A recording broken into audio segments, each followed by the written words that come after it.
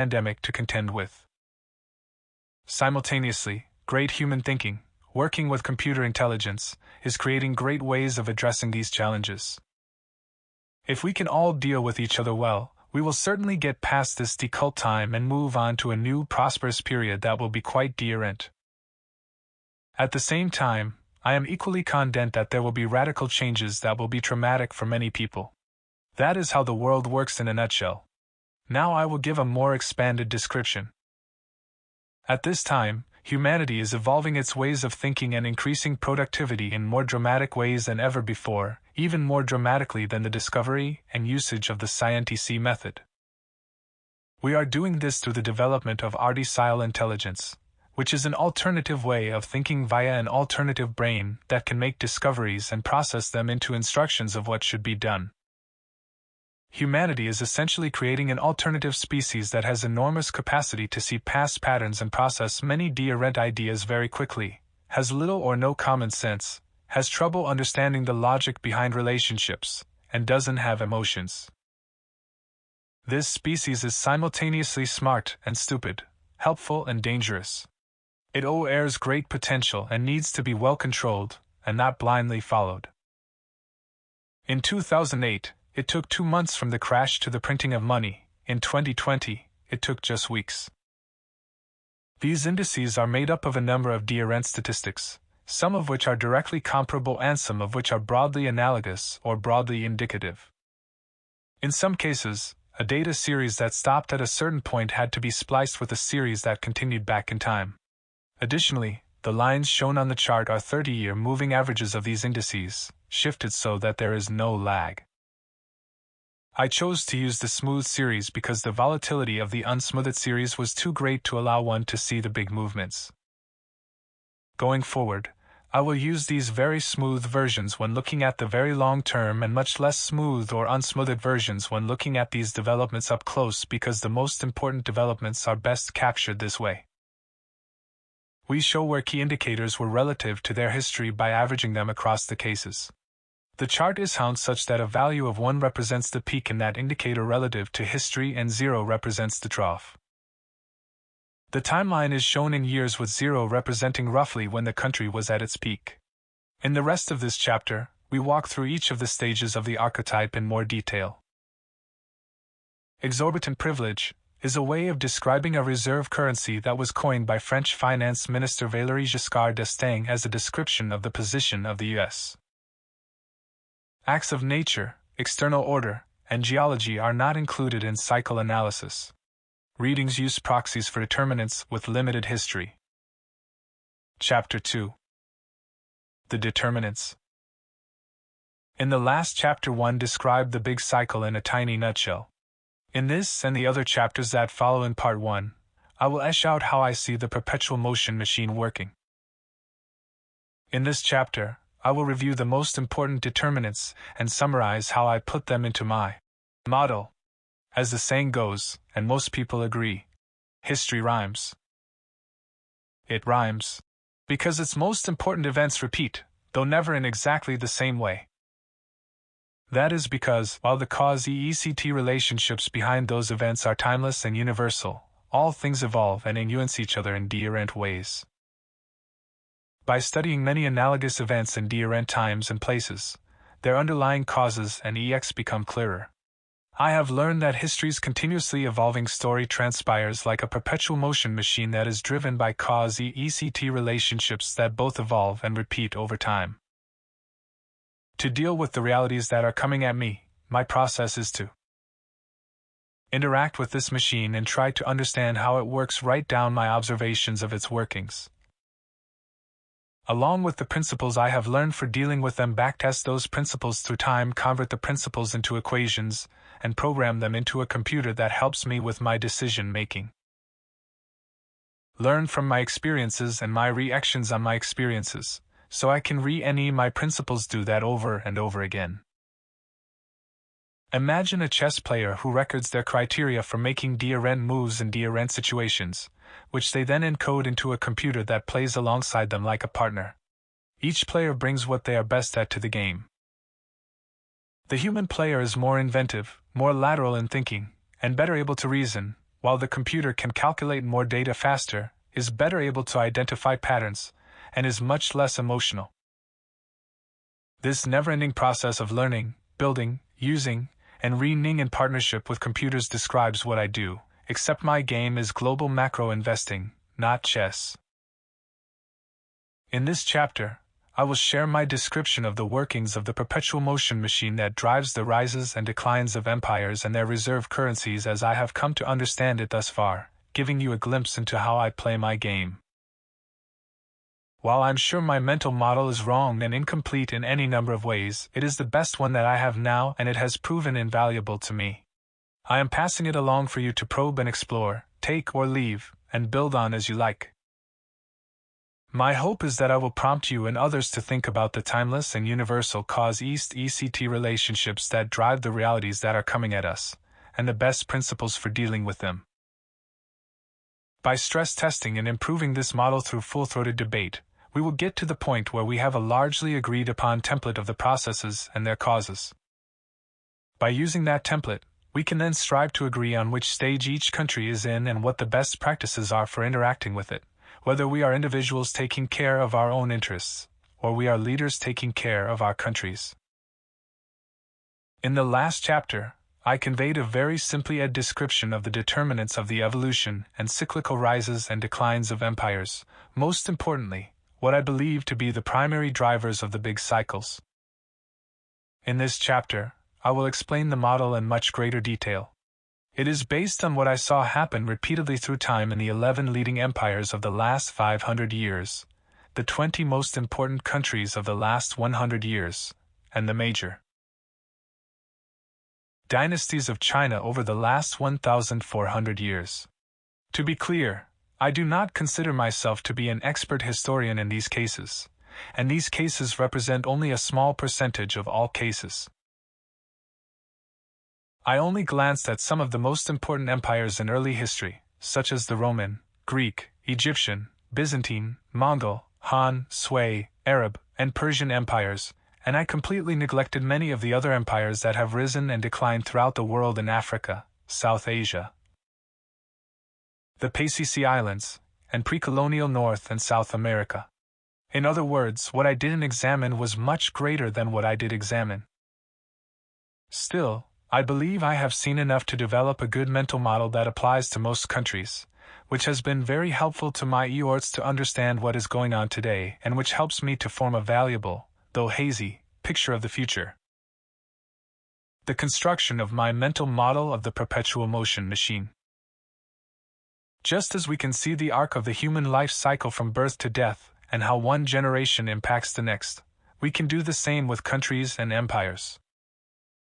We can see how values, assets, liabilities, and experiences are handed down and how their evolutionary EX ripple out across the generations.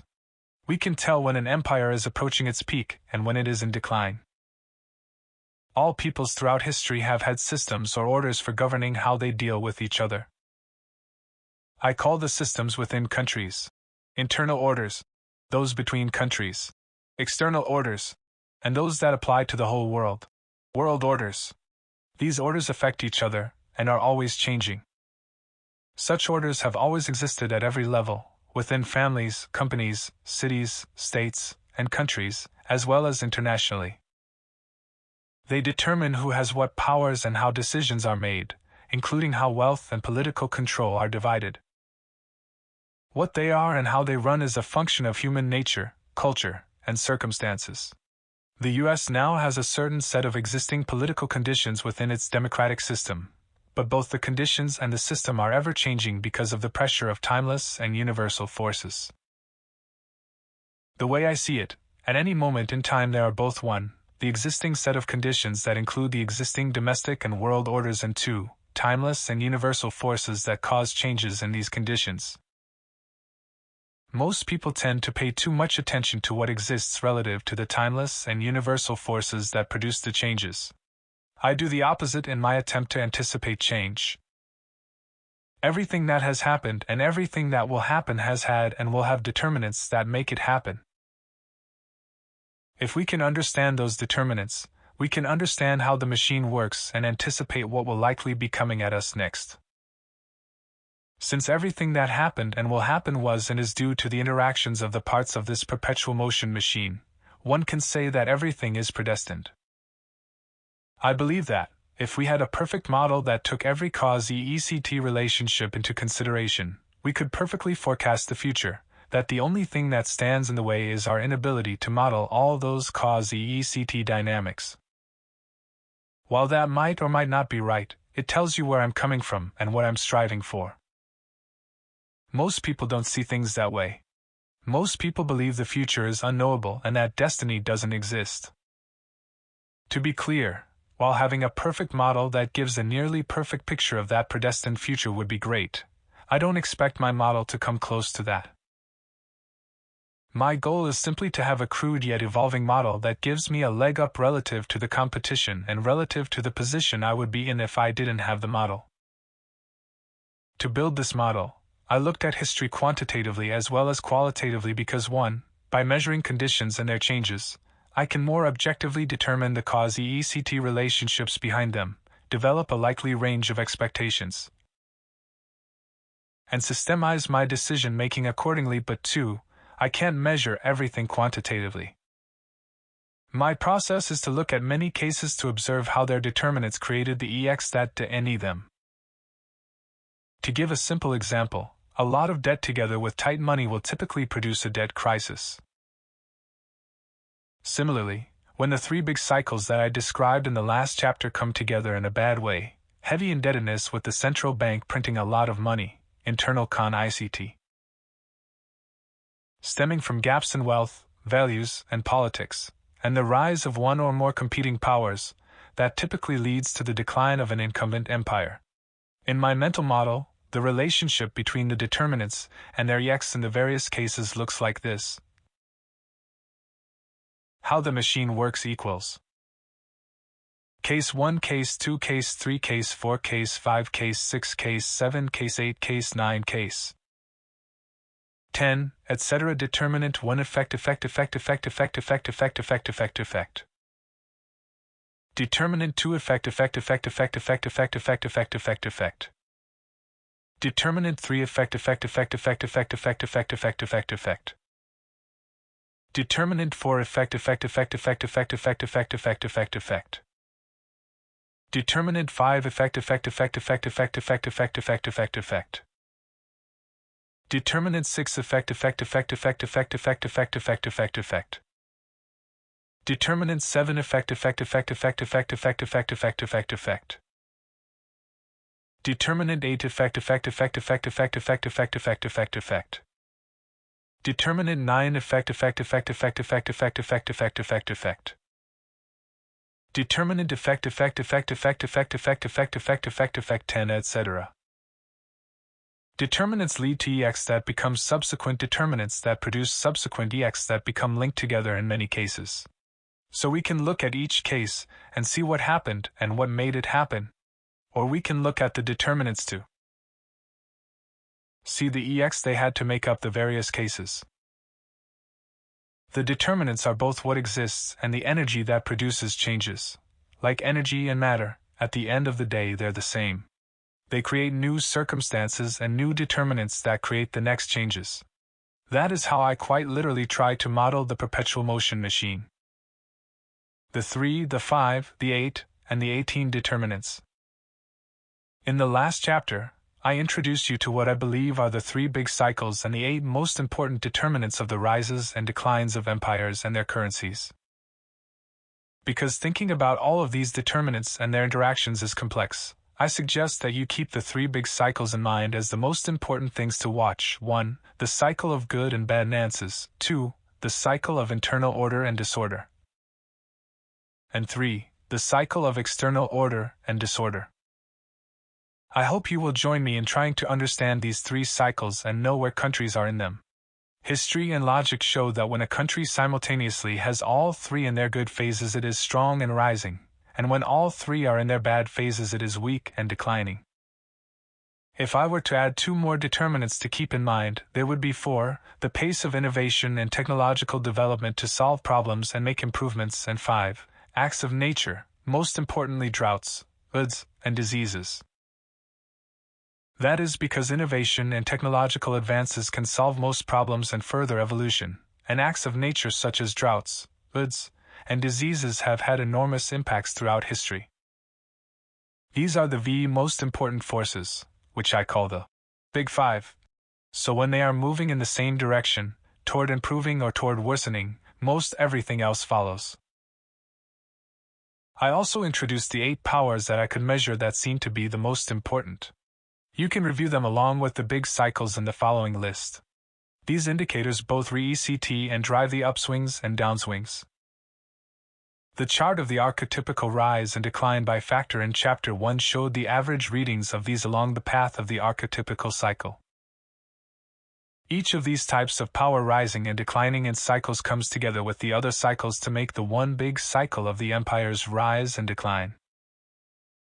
And then there are the determinants such as geology, geography, rule of law, and infrastructure that matter too. The whole list of 18 factors included in my model is shown on the next page. You can also read a detailed description of all 18 at the end of Chapter 14. I end measuring and weighing all these things in my head, plus all of the other important dynamics at play, to be impossible. That is why I analyze them with the aid of a computer. I will share my analysis for the top 11 countries in the appendix after Chapter 14, the future. I also provide detail on some components for the top 20 countries at. Though none of these determinants is determinative on its own, I think you will envy that when considered together they paint a pretty clear picture of which part of its life cycle a country is in and the direction it is headed in. For the fun of it, you might want to go through a little exercise of ticking where each of those measures is for each country you're interested in. Rank each country on a 1-10 scale for each attribute, beginning with 10 on the far left and 1 on the far right. If you add all these rankings up, the higher the number, the greater the probability of the country rising on a relative basis. The lower the number, the more likely it will fall. Take a moment to calculate where the United States is, where China is, where Italy is, where Brazil is, and so on. Because I systematize as much as I can, I push to quantify whatever possible into a decision-making system. So, with the help of my team, I have developed gauges that look at things like internal and external ICT, political gaps, etc. to help me better understand where countries are in their cycles. Some of the less key determinants are aggregated as subcomponents of the key determinants. While I measure and describe the determinants discretely, they are not separate. They interact with each other and blend together, typically reinforcing each other, and the whole cycles rise and fall. For example, stronger education leads to stronger technological innovation, which leads to increased productivity and increased shares of trade, greater wealth, more military power, and eventually the establishment of a reserve currency. Further, having strong leaders, a population that is well educated and civil with each other, a system that efficiently allocates capital and other resources, access to natural resources, and favorable geography all help a lot, and when they decline, they tend to decline together. Of course, not all of the indicators can be expressed in numbers and equations. Things like human nature and the power dynamics that ECT behaviors and outcomes are better described in words. I call these things dynamics.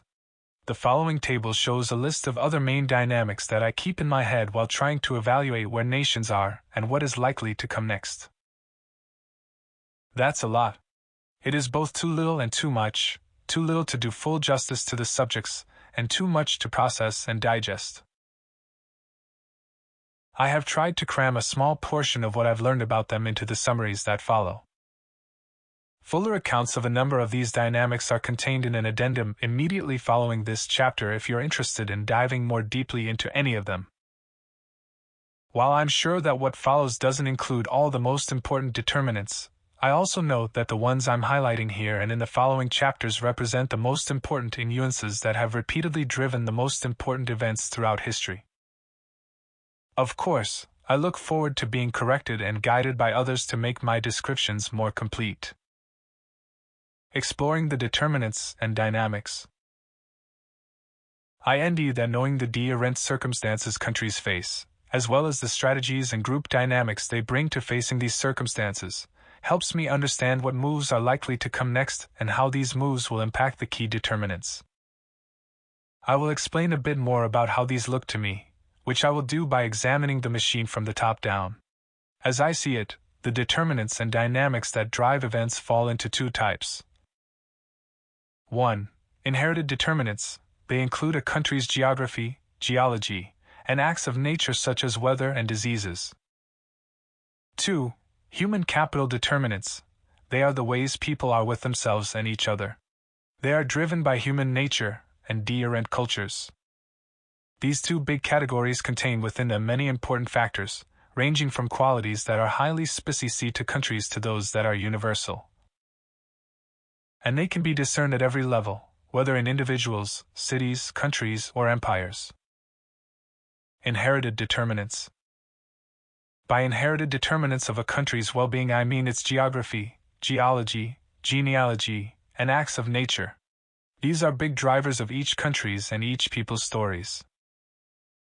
For example, you can't understand the success of the United States without recognizing that it is separated from European and Asian powers by two oceans and blessed with most of the minerals, metals, and other natural resources it needs to be prosperous and self-sufficient, including the topsoil, water, and temperate climate that allows it to produce most of its own food. These factors enabled it to be largely isolationist. Until a little more than a century ago, while investing in education, infrastructure, and innovation in ways that made it strong. Let's review those. 1. Geography. Where a country is, what's around it, and what its terrain is like are all important determinants.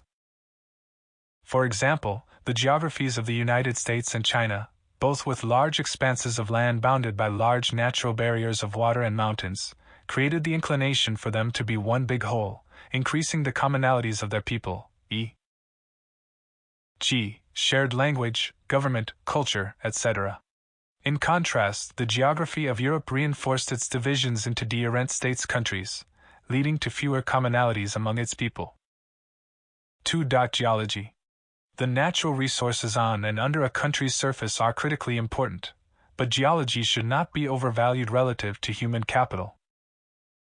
History shows us that every commodity has declined in value with big up and down cycles around that downtrend. That is because inventiveness changes what is in demand, e.g., new energy sources replacing old ones, BR optic cable replacing copper wiring, etc., and natural resources are depleted over time. Many Middle Eastern countries' wealth, power, and relevance to the rest of the world rose with the importance of petroleum, and may fall as the world turns away from fossil fuels. The most vulnerable position to be in is having a high reliance on one or a few commodities because they are highly cyclical and sometimes lose value altogether. 3. Acts of nature. Acts of nature come in many forms, such as epidemic diseases, floods, and droughts. Throughout history they have affected the well-being of countries and the course of their evolution even more than wars and depressions. The Black Death killed an estimated 200 million people in the years around 1350, and smallpox killed more than 300 million people in the 20th century, which is more than double the number that died in its wars. Droughts and floods have caused massive famines and loss of life. Such catastrophes tend to come along unexpectedly and act as stress tests, revealing the underlying strengths and weaknesses of societies. 4. Genealogy. Regarding genealogy, I'm no expert on genetics, so I have little to or other than to say that all people come into this world with inherited genes that affect how they behave to some extent, so it is logical that the genetic makeup of a country's population should have some effect on its outcomes. Having said that, I should point out that most of the evidence I have seen indicates that only a small percentage of the variations in the behaviors of people between populations could potentially be explained by genetic differences. So genetics seems to be a relatively minor determinant in relation to the other nuances I am mentioning. Human capital determinants.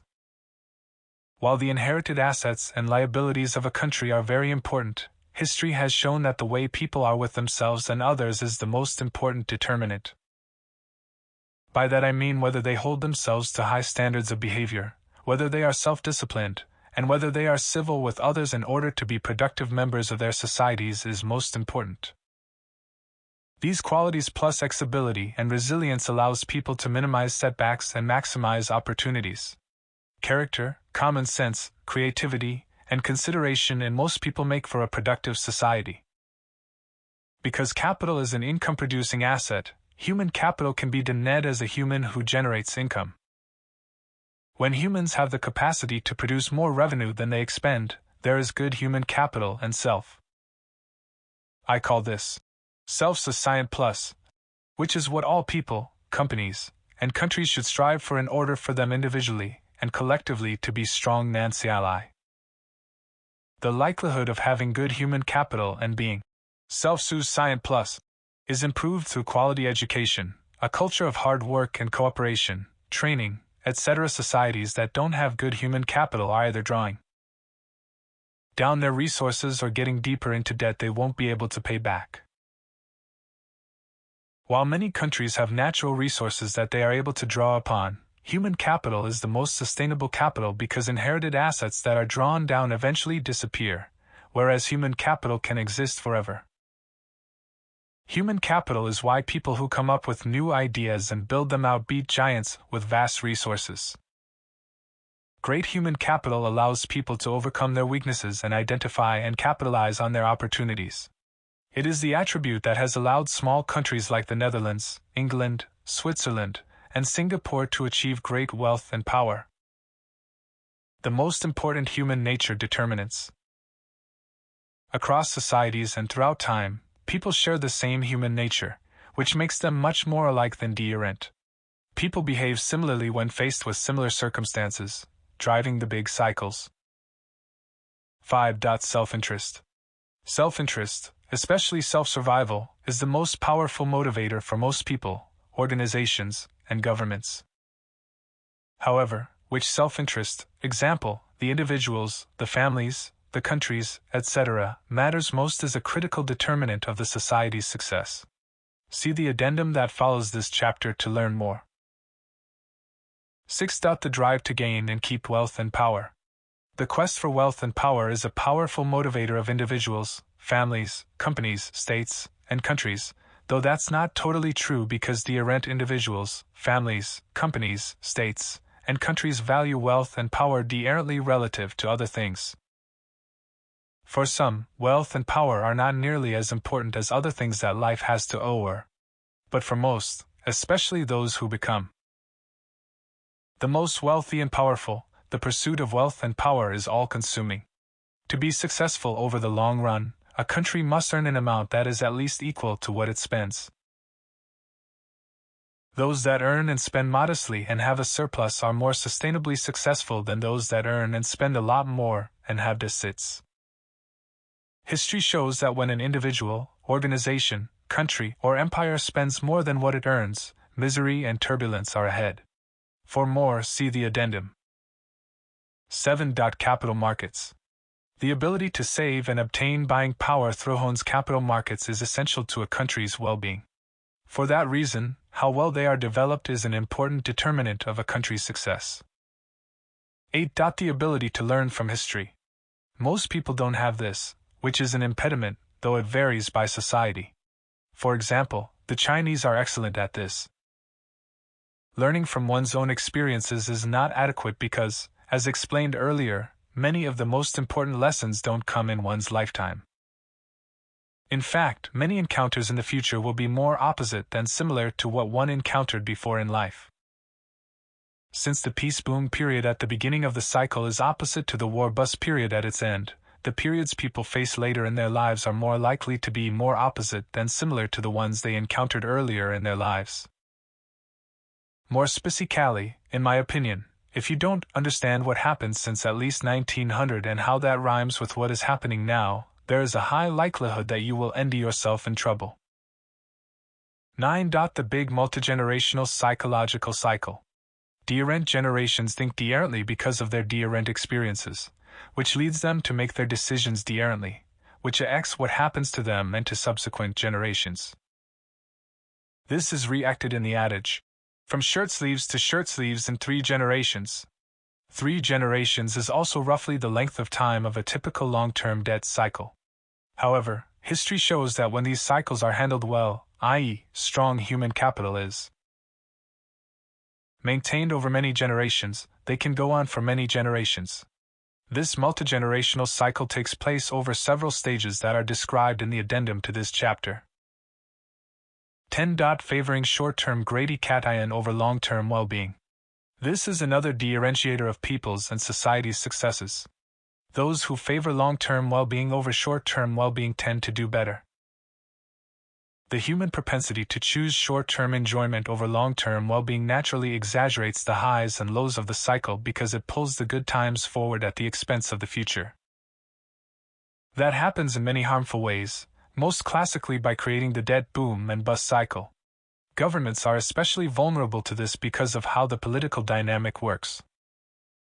More specifically, A. Politicians are motivated to prioritize the near term over the long term. B. They don't like to face limitations and decoupled trade-offs. And C. It is politically threatening to take money away from people by taxing them. This leads to a host of political and other problems. 11. Humanity's inventiveness. Humanity's greatest power is what drives human evolution, which is manifest in increased productivity and higher living standards. Unlike other species, humans have a unique capacity to learn and evolve their intellectual understanding. Plus, they invent things that materially change their circumstances, producing advances in everything. These advances produce the upward trending corkscrew I described in Chapter 1. To imagine what it would be like if humankind didn't have this ability, look at other species. Without humanity's unique ability to invent, our lives would be pretty much the same generation after generation. Because there would be far fewer new things, there would be fewer surprises and advances. In fact, some periods of human history were very much like that. However, it varies greatly from one society to another. For more, see the addendum to this chapter. Determinants shaped by culture. 12. Culture. As the saying goes, culture is destiny. Cultural differences in how people believe they should be with each other, matter enormously. All societies create cultures based on how they think reality works, and they all provide principles for guiding how people should deal with reality, and most importantly how they should deal with each other.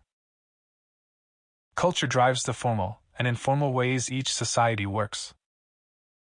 Individuals known and unknown, such as Jesus, Confucius, Muhammad, Buddha, Mahavira, Guru Nanak, Plato, Socrates, Marx, and many others, have conveyed approaches to life that were captured in books such as the Hebrew Bible and the New Testament, the Talmud, the Quran, the I Ching. The 5 books and 4 classics, the Analects, the Upanishads, the Bhagavad Gita, the Brahma Sutras, Meditations, Republic, Metaphysics, The Wealth of Nations, and Das Kapital. These, together with the discoveries of scientists, artists, politicians, diplomats, investors, psychologists, etc., all encountering their realities and adapting to them in their own ways, are what determines a people's culture. 13. Openness to global thinking. This is a good leading indicator of strength because isolated entities tend to miss out on the world's best practices, which weakens them, while learning about the best the world has to offer helps people be their best. Isolation also prevents them from benefiting from the challenge of facing against the world's best competitors. History is littered with cases in which countries were isolated, sometimes because they chose to cut themselves off to protect their cultures and sometimes because of circumstances like natural disasters and internal guiding. Both reasons lead them to fall behind in their technology, with terrible consequences. In fact, it is one of the most common reasons for empires and dynasties failing.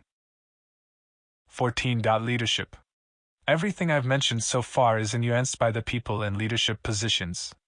Life is like a game of chess or the Chinese board game Go, in which every move helps determine the outcome, and some players know how to make better moves than others.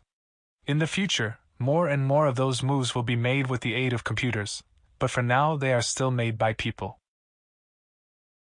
In reading history you see over and over how its course has been changed by the uniqueness, sometimes excellence, sometimes terribleness, of a relatively few people in key areas such as the government, the sciences, finance and commerce, the arts, and so on. In each generation, roughly a few hundred people made all the diarents. Studying what these key people in these key roles were like, what they did in diarent situations, and the consequences of what they did helps us understand how this perpetual motion machine works. Determinants shaped by how individuals and groups interact with each other. 15. Wealth gaps. Large and widening wealth gaps tend to lead to periods of greater ICT, especially when economic conditions become bad and people are guiding over a shrinking pie. 16. Values gaps. While wealth matters, it is not the only thing that people GHD over. Values matter a lot too. History shows us that widening values gaps, especially during periods of economic stress, have tended to lead to periods of greater ICT, while shrinking values gaps tend to lead to periods of greater harmony. This dynamic is driven by the fact that people tend to coalesce into tribes that are bound together by the magnetism of their members' commonalities. Naturally, such tribes operate with each other in ways that are consistent with their shared values.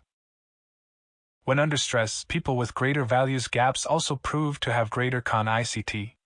They frequently demonize members of other tribes rather than recognizing that those other tribes, like themselves, are simply doing what is in their self-interest in the best ways they know how.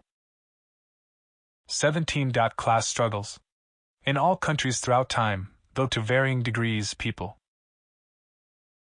are sorted into classes, either because they choose to be with people like themselves or because others assign them. Power is usually shared among 3 or 4 classes who in aggregate make up only a small percentage of the population.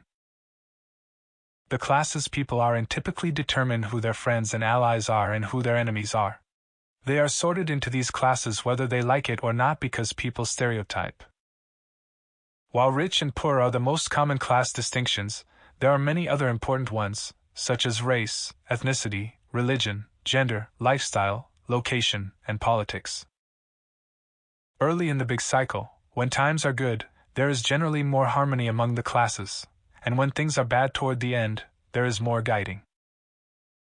Class warfare has profound effects on the internal order, which I will explore in Chapter 5. For more on this determinant, see the addendum to this chapter. 18. The political left-right cycle. In all societies there are swings between the political left and the political right that determine how wealth and power are distributed. The swings are sometimes peaceful and sometimes violent, and are always important to understand.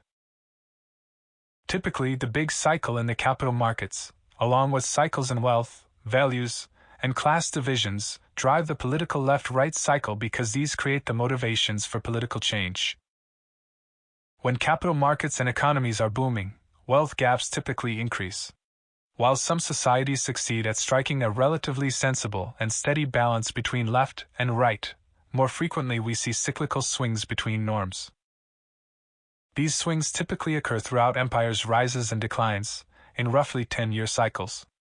The big economic crises that mark the end of the big cycle often herald revolutions.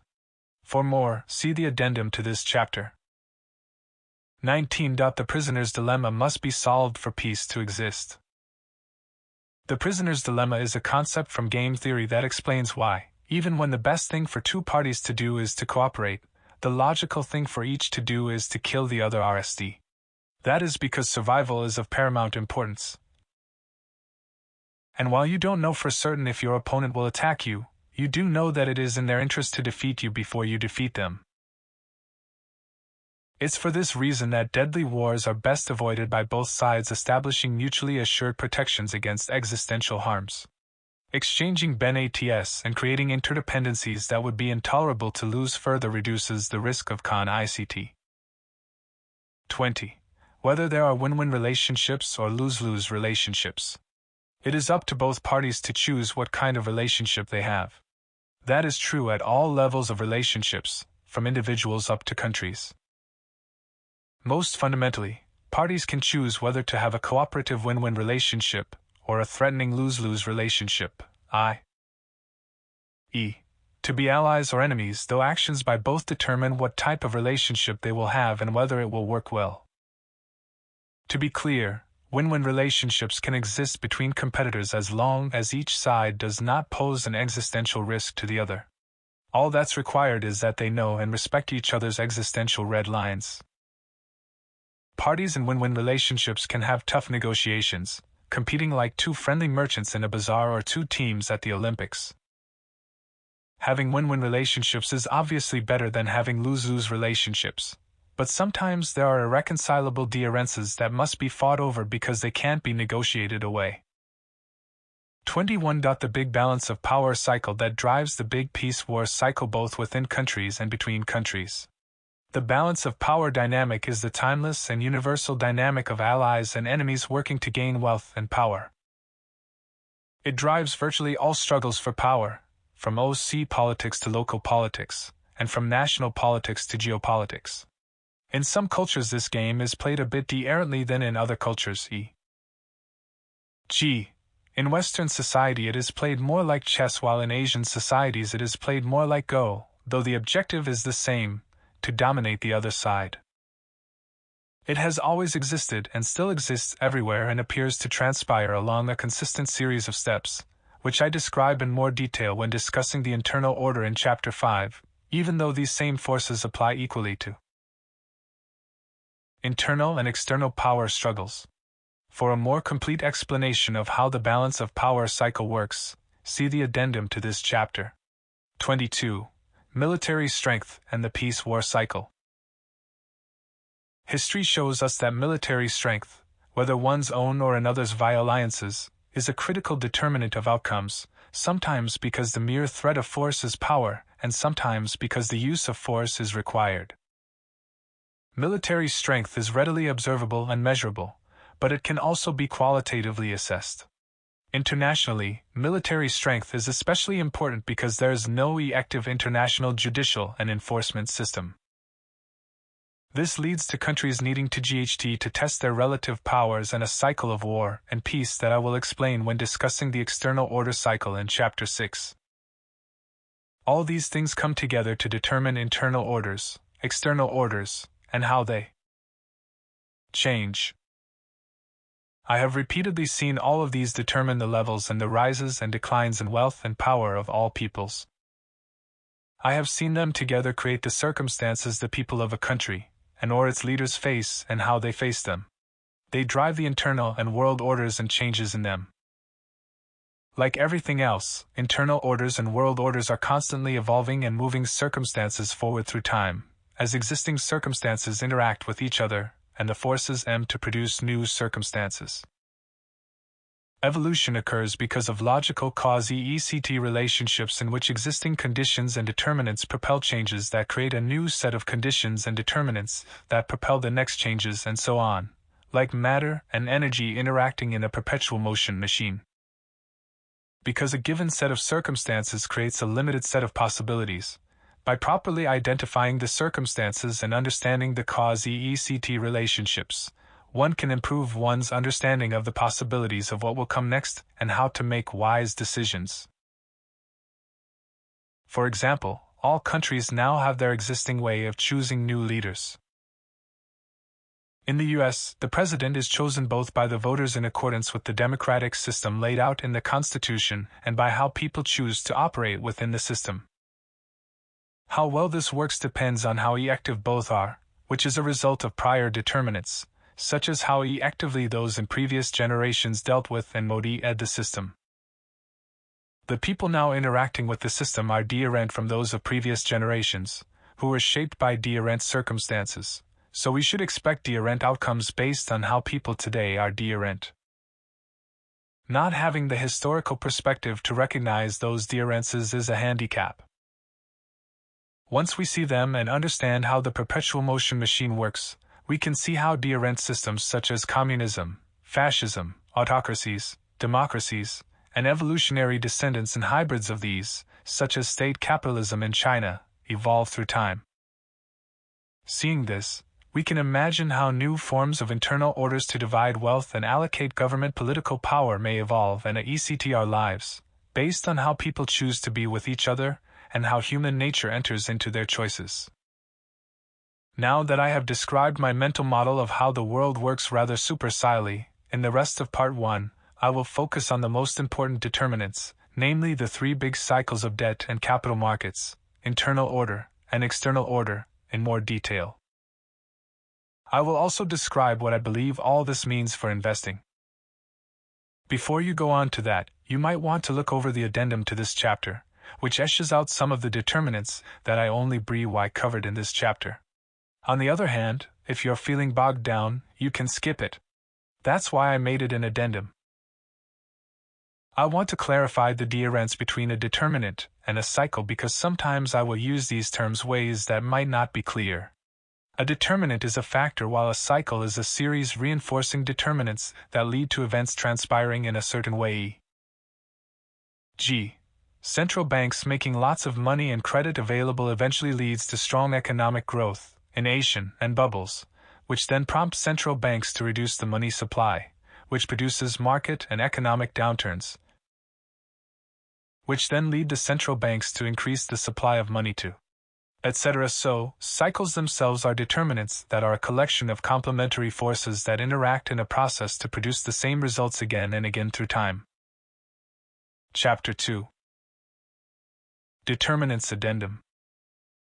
In Chapter 2 I introduced some concepts that I thought might be worth explaining in greater depth but didn't want to